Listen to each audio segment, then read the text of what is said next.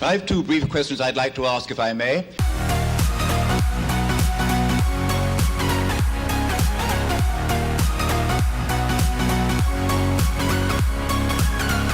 Hi, welcome to Left Foot Media. My name is Brendan Malone and you're watching The Daily Question. Today's question of the day: if the Mandalorian is a female, will it hurt Star Wars? Now, the reason I'm asking that question is because late last week, the very first photo from the set of the brand new live-action Star Wars TV series, The Mandalorian, was released onto the internet. Now, is it just me, or was the response to that photograph very muted? It just seemed like there wasn't a lot of buzz and a lot of hype about this.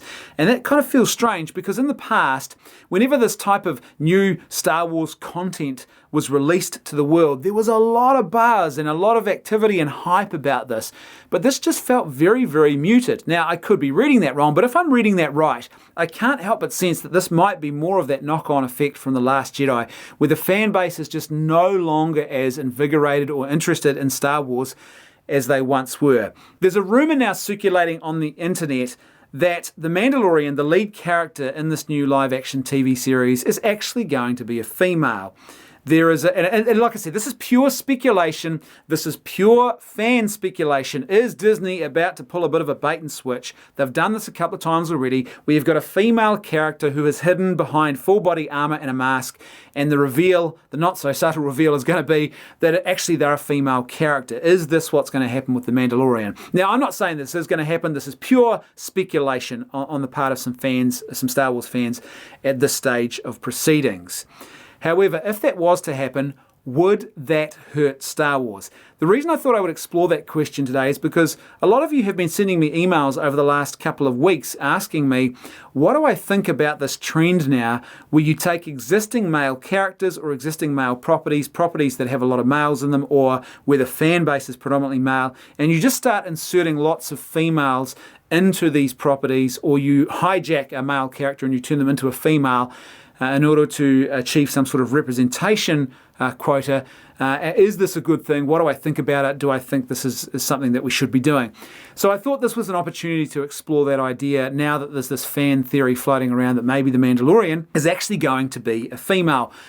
Here's what I'd say. As I said, this is a trend that has been happening. The most infamous example of this, of course, was the female reboot, the all-female reboot of Ghostbusters, where you took 4 talented female comedians and actresses and you plonked them into a film that was badly written, that was unfunny and poorly directed.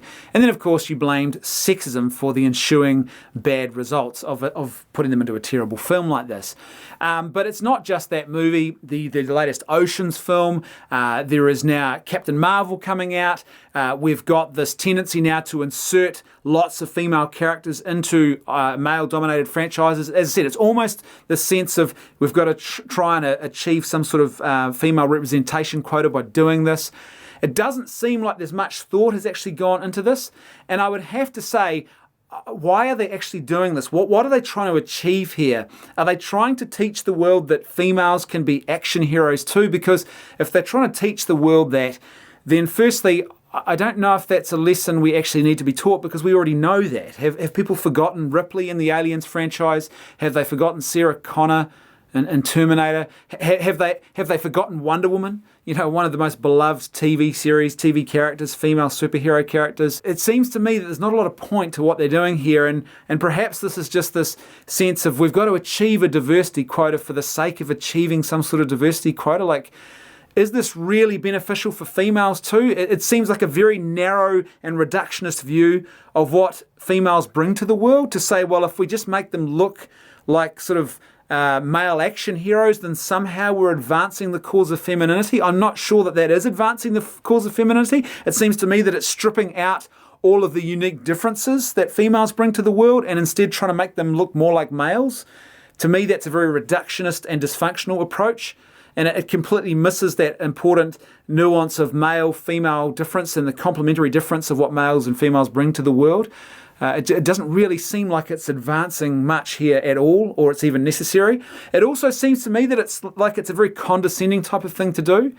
It's like, well, let's take an existing set of male characters and we'll just turn them into females, or let's take an existing franchise, where you have lots of males, and we'll just start sticking females into it.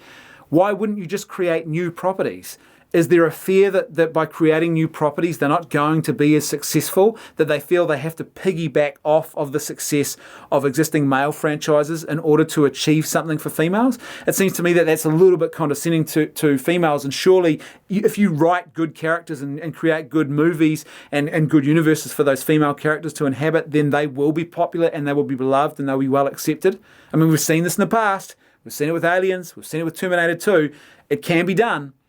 It's just a matter of actually having people with skill who know what they're doing and are not focused on a gender. Instead, they're focused on the art aspect of what's going on here.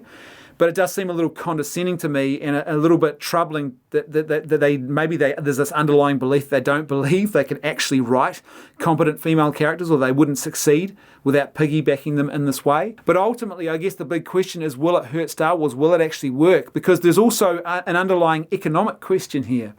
And this question really is about this idea, because this idea of just inserting lots of females into male-dominated franchises or franchises with a sort of predominantly male fan base, and the idea that somehow this is going to succeed is built surely on this questionable notion that males and females are looking for the exact same thing in their entertainment, that when they go to various entertainment mediums, that they are looking for the exact same type of thing. Now, there are obviously exceptions which prove the rule, but I would argue that's not true.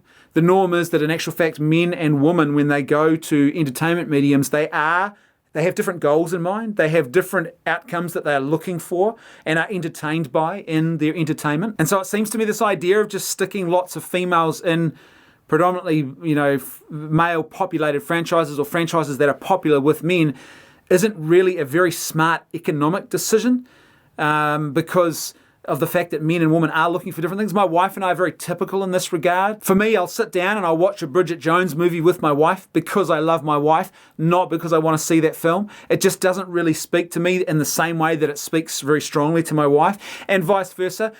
We sat down together and I tried to get her to watch Mad Max Fury Road. She gave up very quickly. But in fact, we're only about 5 or 6 minutes in, and she's just like, this is not for me, because it's just not appealing for her. There's things that I, as a male, really appreciate about this particular film that just don't speak to her at all. So I would argue that this is a very, very dubious economic decision to be making here, because are there really enough female fans within Star Wars who actually are so committed to this that they're willing to sort of stump up and put their money where their mouth is?